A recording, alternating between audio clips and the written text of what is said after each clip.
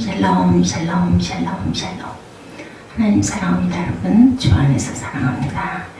오늘 역대상 3장 내용 1절부터 24절까지 우리 함께 교독하는 시간 가졌습니다. 이제 이 장에서는 야곱의 아들들, 이스라엘의 아들은 이러하니 하고 나타났었죠. 그런데 오늘은 이제 다윗 왕과 그 아들들에 대한 부분이 나타나 있습니다. 그 4장에는 유다의 아들들 이렇게 시작이 되죠. 3장 1절 보니까 다윗이 헤브론에서 낳은 아들들은 이러하니 맏아들은 암논이라 이렇게 시작을 합니다. 그래서 24절까지 우리 함께 교독을 해서 봤는데 24절에는 엘요엘의 아들들은 호다위야와 엘리야십과 블라야와 악국과 요하난과 둘리야와 아난이 7사람이더라. 이게 끝이 납니다. 다윗 가문은 그 외면적으로 본다면 이 집안만큼 화려하고 완벽한 가문은 없어 보이죠. 그리고 하나님께 정말 칭찬을 받았던 내 마음에 합한 자라고 칭찬을 받았던 그런 다윗 세 아들들입니다. 그러나 다윗은 무능하고 부패한 사울 왕조와는 달리 이스라엘을 단숨에 최고 전성기 시대로 끌어올렸고 그의 아들 솔로몬 때에 가서는 부귀영화가 정말 더할 나위 없을 만큼 더는 없을 만큼 극치에 달하는 황금 시대를 구가하게 됩니다. 그 결과 다윗 왕가는 백성으로부터 무한한 사랑과 신뢰와 존경을 받았고 전 이스라엘 중에서 그 집안만큼 행복한 가문은 있을 수가 없다고 여겨졌던 것이 틀림없죠. 성적인 악함은 또한 그러나 여전히 자리 잡고 있었습니다. 그런데도 불구하고 인생의 온갖 근본적인 문제들은 오히려 다윗의 집안에서 가장 두드러지게 나타났다고 보이기도 하죠. 이런 까닭에 그 다윗 집안 역시 다윗의 자손으로 오실 메시아의 도우심이 절실히 필요했습니다. 사람으로는 가장 영광스럽고 이상적으로 보이는 집안에서조차 실제로는 오직 장차 오실 메시아 예수님만이 유일한 소망이 되었던 거죠. 그렇다면 과연 왜 다윗 왕가조차 메시아가 이렇게 절실하게 필요할까? 우리 세상에서 가장 훌륭하고 완벽해 보이는 사람에게도 이 인간 사회에서 지위가 높고 부유하고 더할 나위 없이 행복해 보이는 집안에도 왜 예수 그리스도가 꼭 필요한 것인지 함께 살펴보도록 합니다. 첫 번째, 예수님은 죄인에게 용서의 구원자가 되시기 때문이죠. 본문 1절에서 9절에 쭉 나타납니다. 여기 기록된 이름들은 1절에서 9절에 기록된 이름들은 다윗과 그의 직계자손에만 해당되는 족보이죠. 그렇지만 이 겨우 2대밖에 안 되는 세대를 통해서 사람의 집안에서 일어날 수 있는 온갖 죄악들이 총망라되었다고 해도 과언이 아닐 정도다. 우선 다윗은 여러 명의 아내들을 거느렸을 뿐만 아니라 많은 첩들까지 두므로 이미 그 집안에 문제의 씨가 뿌려져 있다는 것을 볼 수가 있는데 그 중에서도 오늘 본문에 바수아라는 이름으로 등장하는 바세바, 그 바세바는 다윗이 그녀의 원래 남편이었던 무리아를 치밀하게 계획된 음모로 죽인 후에 빼앗은 여자인 것을 우리가 알고 있죠. 가정의 불륜으로 인해서 가정이 파괴되는 것은 인간 사회에 아주 흔한 죄악이지만 다윗 같은 유명한 신앙의 사람까지도 거기에 빠지고 말았던 것입니다. 가정의 그 불륜, 그런가 하면 다윗 집안에는 근친 상간도 있었는데 바로 다윗의 맏아들 암논이 자신의 사촌 그 누이 다말을 강간하죠. 배다른 누이입니다. 다말을 속으로 연애한 암논은 거짓으로 아픈 채하며 들어누워 아버지 다윗에게 다말이 자기를 좀 간호해 줄 것을 나는 원한다 라고 다른 사람을 시켜서 이렇게 병시종을 들어주면 어떨까 하고 부탁을 하게 되죠. 정말 기가 막힌 그런 간교를 꾸며서 여동생을 끝내 강제로 범하고 맙니다. 오빠가 자기 누이 여동생을 강간했다는 정말 말도 안 되는 일이 아닌 다윗 집안에서 일어났던 거죠. 간음이라는 죄는 또다시 형제끼리 죽이고 죽임을 당하는 비극으로 이어집니다. 이 일로 인해서 다말의 친오빠 압살롬은 크게 원한을 품고 있다가 한 2년 후에 그 암논을 속여서 양털 깎는 축제에 초대해서 미리 준비한 자객을 동원해서 죽여버리죠. 그뿐 아니라 압살롬은 그런 일을 저질러 놓은 자기의 그러한 그 죄악을 용서해준 아버지 다윗을 향하여 오히려 반역을 또한 일으키는 그러한 일을 저지릅니다. 다윗은 이 때문에 수도 예루살렘을 떠나서 한동안 도망치는 도망자의 신세가 되기도 합니다. 나중에 압살롬은 다윗의 신복 요압에게 결국은 죽임을 당하고 말죠. 다윗 집안의 죄악은 여기서도 끝나지를 않습니다. 나중에 솔로몬이 다윗의 위를 이어받게 되었을 때 다윗의 다른 아들 아도니아가 또 반역을 일으킵니다. 그 반역이 실패한 후 아도니아는 처음에는 용서를 받았지만 나중에는 결국 솔로몬의 명을 받는 분이아의 칼에 죽임을 당합니다. 정말 이제 다윗 왕가는 이처럼 조금만 파헤쳐보면 그 명성에서 기대되는 바는 정반대로 온갖 죄악의 죄악을 거듭하는 그런 일들이 계속 이어집니다. 거기에 음욕과 무욕과 권력욕이 판을 치고 있었고 살인과 근친 상간의 온갖 그 모략과 음해를 함께 그런 것들과 함께 뒤엉키는 그런 사건. 사실상 다윗 집안에 일어난 일을 소재로 해서 사극을 만들어 본다면 기가 막힌 드라마가 될 것 같습니다. 이런 것들을 다윗 집안이 이 정도의 집안들, 이런 집안이라면 그럼 다른 집안은 또 오죽했겠나라는 것도 우리가 생각해 볼 필요가 있습니다. 그처럼 아름다운 그 시편으로 찬송할 줄 알고 기도의 사람이었고, 그리고 젊을 때 온갖 고난을 신앙 하나로 견뎌내고 하나님 앞에서 크게 칭찬받았던 다윗까지도, 그런 집안까지도 내면은 이처럼 기가 막힌 죄로 얼룩져 있고 이 세상의 다른 개인과 가정의 내막을 속속들이 그렇다면 들춰본다면 오죽할까.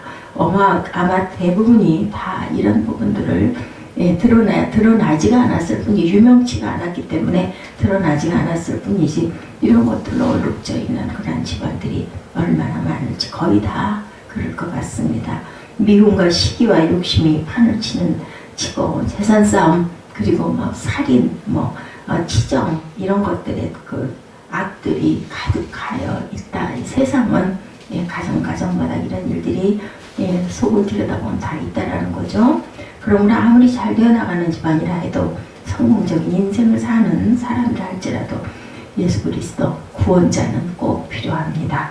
왜냐하면 우리 집안이 세상들 보기에는 아주 행복하게 짝이 없어 보이지만 내면에는 우리 연약한 집안 식탁, 거실, 침실, 그런 모든 곳들에 악들이 배어 있기 때문이다라는 거죠.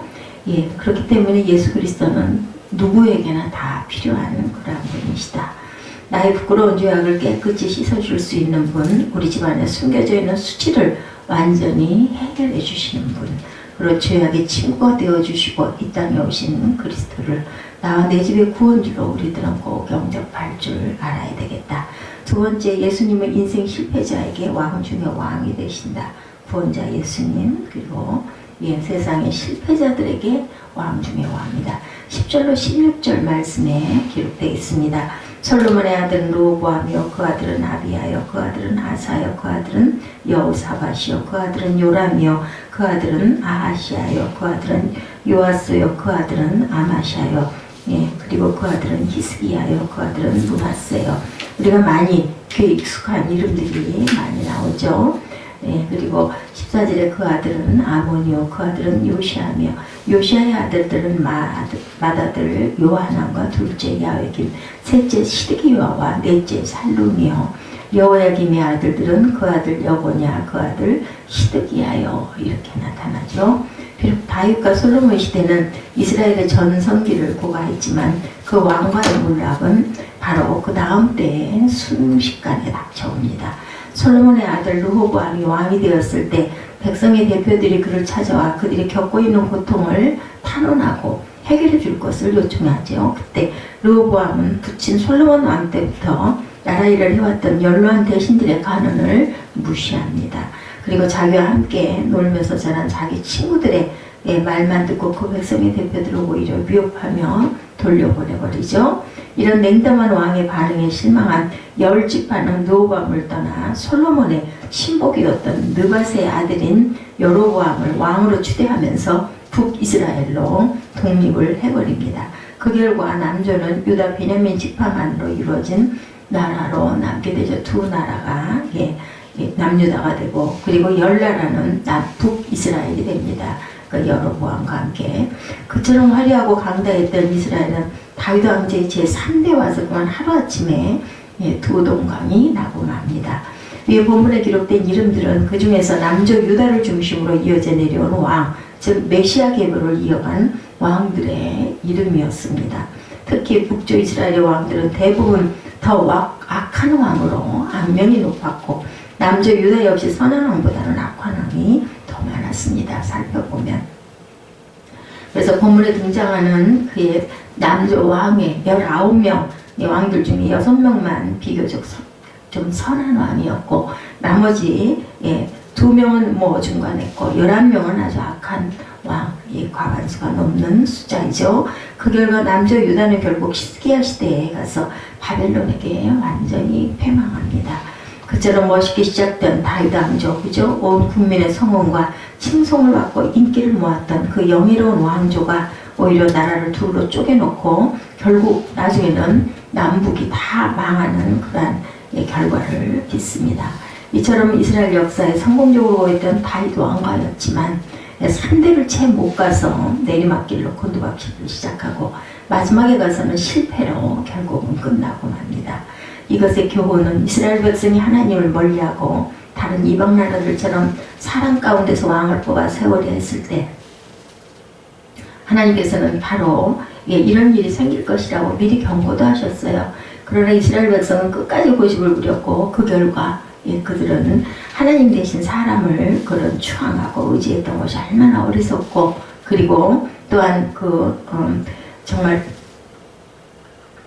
좋지 않은 일인지를 뼈저리게 톡톡히 체험합니다. 결국 참된 왕은 하나님께서 친히 보내실 왕 중의 왕, 오실 메시아밖에 없음을 더욱 확실하게 알게 되죠. 왜 사람에게는 예수 그리스도가 필요할까? 그것은 사람은 사람을 도울 수 없기 때문이다. 자기 자신의 앞가림도 제대로 할 줄 모르는 사람에게 다른 사람의 인생 문제를, 인간 사회의 갖가지 문제를 해결해 줄 능력은 있을 수가 없다라는 거죠. 사람 가운데서 제 아무리 좀 지식 있고 능력 있는 인물이라 하더라도 본질적으로 똑같이 죄 가운데 저주 아래 있는 유한적인 피조물이 다른 모든 사람들이 원하는 바를 충족시켜 줄 수가 없기 때문이다. 이 땅의 왕들과 대통령들이 각 나라들과 인류 역사의 미래를 이끌어가는 궁극적인 주권자라고 한다면 그 끝은 결국은 멸망입니다. 절대로 온 세상이 다 유토피아로 발전되는 결과는 있을 수가 없겠죠.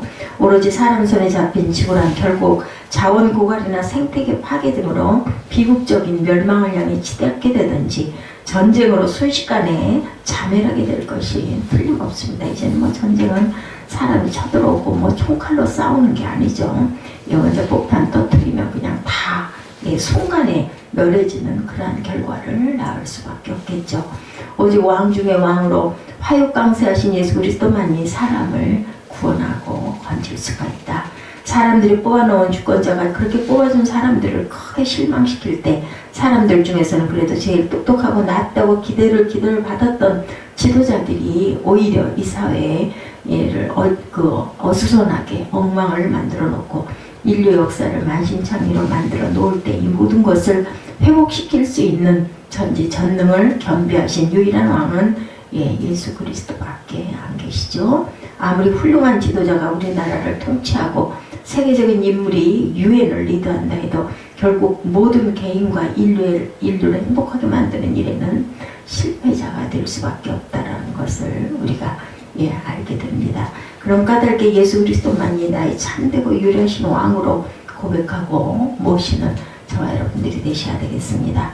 세 번째로 예수님은 사단의 종이 된 자에게 대속의 메시아가 됩니다. 구원자 예수, 절대적으로 세상이 악하기 때문에 필요하고, 그리고 사단의 종 된 자에게 메시아, 구원자 메시아가 되기 때문이다. 대속을 주시죠. 17절부터 24절에 기록됩니다. 17절에 사로잡혀간 여고냐의 아들들은 그 아들 쌀디알과 18절에 기람과 부다야와 세낫살과 여가야와 호사마와 느다야요 이렇게 시작돼서 마지막 24절에 엘리오에네의 아들은 호다위아와 엘리야십과 블리아와 악국과 요하논과 둘라야와 아난 7사람이었더라. 이렇게 끝납니다. 여기 기록된 것은 유다가 바벨론 제국에게 망하고 그 나라 백성들과 함께 다윗 왕조의 마지막 왕조들이 바벨론의 포로로 잡혀간 이후의 족보이죠. 본문 17절에 차로 잡혀간 여고냐의 아들들이라는 문단으로 시작이 되는 걸 보면 바로 차로 잡혀갔기 때문에 한 가지 특이한 것은 이 부분에 기록된 족보는 앞에 나왔던 것보다 훨씬 자세하고 조직적으로 나타났습니다. 아들의 아들들도 그 아들의 아들들이라고 상세하게 족보를 밝힙니다. 이것은 굉장히 특이한 그런 내용들이죠. 아까 16절 이상에 나왔던 족보는 그래도 다윗 자손이 유다의 왕위를 잇고 있을 때였는데 왕가로서의 그 명색과 권위가 있을 때였던 것이죠. 그에 비해서 17절 이하에는 왕의 자리를 잇기는커녕 남의 나라에 잡혀간 그런 포로입니다. 혹은 종의 신세로 전락해 있을 때 핏줄을 따져볼 때만 멀리 왕의 자손일 뿐 현실적으로는 왕조와 너무나도 거리가 먼 왕가의 집안으로 남은 것이라고 자기 몸 하나 밖에 의탁할 곳이 없는 상태였었죠. 그럼에도 불구하고 다윗 왕조의 후손들의 이름이 그런 시대에 와서 오히려 더욱 자세하고 조직적으로 기술되어 있는 이유는 무엇일까? 그것은 그런 바벨론 포로 시대에 와서 그 다윗의 자손이라는 혈통이 더욱더 중요하게 여겨졌다. 남의 나라의 포로로 있다 보니까 나라를 잃어버리다 보니까 그들에게는 더욱더 중요했습니다. 이 시대에 와서 다윗의 자손이라는 혈통 그것 하나에만 온 민족의 소망을 걸 수밖에 없었기 때문입니다. 그 이유는 그 다윗의 자손을 통해서 장차 메시아가 오실 것이라는 약속 때문이었고 그 약속을 염원하죠. 우리가 통일을 염원하고 기도하듯이 그 나라를 다시 찾기를 그러다 보니까 왕조를 더욱더 귀중하게 여겼다. 나라를 잃고 나서야 나라의 귀중함을 알게 되는 거죠.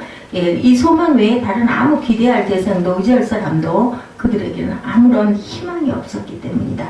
그런 까닭에 그들은 다윗과 솔로몬의 전성기 때보다 남북쪽 분열 시기 때보다 이 바벨론 포로 시대를 지니고 있을 때 그들의 메시아의 소망을 이어주는 다윗 왕조의 족보가 더욱 중하게 여겨졌다라는 겁니다. 유다 백성의 소망은 부분적으로는 고레스 왕의 칙령을 통해서 성취가 되었지만 근동지방의 권력이 바벨론 제국으로부터 페르시아 제국으로 넘어가게 되었을 때 그 첫 제왕이었던 고레스가 유다의 마음을 선포하고 고국으로 귀환하도록 허락해 주었던 거죠. 그것은 유다 백성의 정말 기막힌 하나의 기적과 같은 해방입니다. 자기는 스스로 힘으로 전혀 불가능했던 바벨론 포로에서의 자유가 순전히 하나님께서 적국의 왕을 마음을 움직여 주심으로 기적처럼 일어난 일, 그것은 바로 그리스도를 통해서 성취될 진정한 해방의 예표로 보입니다. 죄로 인해서 저주 아래 속박되고 사단의 종이 되었던 우리들은 자기 스스로를 해방시킬 힘이 전혀 없죠. 그처럼 죄의 종로릇한 자들에게 오직 메시아만이 유일한 소망이 될 수 있을 뿐이었습니다. 예수님만이 그 모든 죄의 삭설 십자가의 생제사를 통하여 우리 대신 갚아주는 대속의 구세주가 되셨습니다. 그것은 전 인류 역사를 통해서 그 어떤 민족의 해방이나 독립과는 비교될 수가 없는 가장 위대한 구원입니다. 우리나라 6.25 그 동란으로 인한 남북 분단도 이렇게 통일이 되지 않을까 저는 기도합니다. 도대체 세상에 어떤 훌륭한 군주가 자기 백성을 위해 자신의 목숨을 대신 바친 적이 있습니까? 없죠. 역사상 위대한 인물로 존경을 받는 위인나 추앙을 받고 있는 교주들 중에 누가 전 인류의 죄값을 대신 치러주기 위해서 자신의 생명을 속죄제로 바쳐줄 수가 있을까요? 실로 대속의 주라고 불릴 수 있는 분은 예수 그리스도 한 분뿐이십니다. 세상에 어느 누구도 벗어날 수 없었던 사망의 저주를 대신 속량해 주시고 세상에 그 어떤 다른 사람도 자유롭게 해줄 수 없었던 사단의 권세로부터 우리를 완전히 해방시켜 주신 그리스도를 진정 나의 고마우신 구세주로 영접하는 저와 여러분들, 그리고 믿지 않는 분들까지도 이런 기적의 역사가 일어나기를 우리는 기도하고 중보해야 합니다. 다윗 집안은 그처럼 명예와 부를 누릴 때 아무 부족한 것이 없어 보였지만 이 명문의 가문에서도 반드시 메시아는 더더욱 필요했다는 것을 우리가 본문을 통해서 알게 됩니다. 간단히 말해서 그처럼 행복해 보였던 다윗과 솔로몬 집안조차 예수 그리스도가 없으면 실상 정말 아무것도 아니었다. 엉망진창인 집안이었죠. 그처럼 훌륭하고 유능하게 보인 다윗 왕과도 그들을 의지했던 이스라엘 백성에게 완전하고 장구한 태평성대를 주지는 못했다는 거죠. 그 왕가가 저지른 실패와 망국은 오직 장차 오실 다윗의 자손 메시아를 통해서만 회복될 수 있었던 것입니다.